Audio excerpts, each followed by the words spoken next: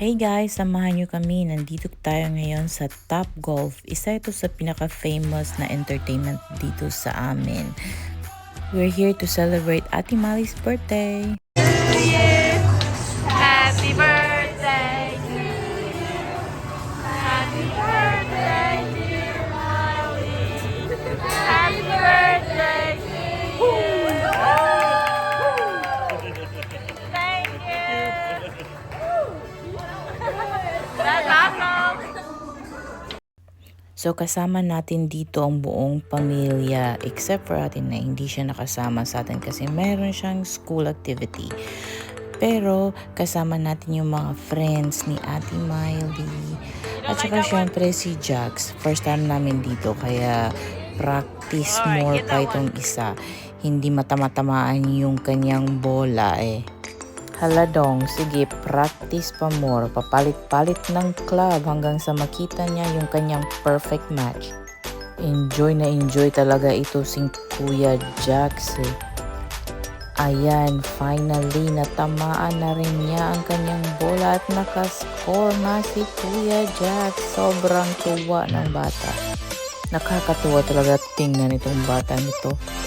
Napaka-big accomplishment na para sa kanya yung makatama siya ng 10 points. Oh, proud na proud si Kuya Jax. Itong larong ito, parang madali siyang tignan pero actually guys, mahirap siyang gawin.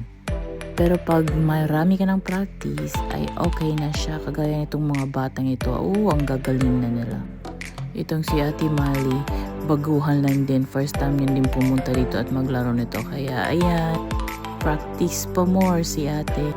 Bali yung goal is dapat matamaan mo yung bola at mapasok siya sa isa doon sa mga color-coded na mga holes. Bali the farther you give it, the more score you get. Ito galing ng mga cheer ni ate. May mga pasayaw-sayaw pa yun. Nakakatuwa ng pagmas na. Siyempre, si Kuya Jax, ayan, nagpa-floss pa. Paborito niya yan move.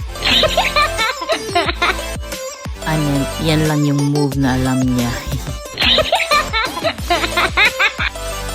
So, Jax, ayan, sige, sabayan ka na nga lang ni isang ate. Uy, ang galing nila.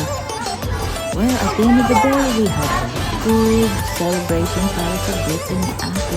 Anyway, that's it for now. Thank you for watching.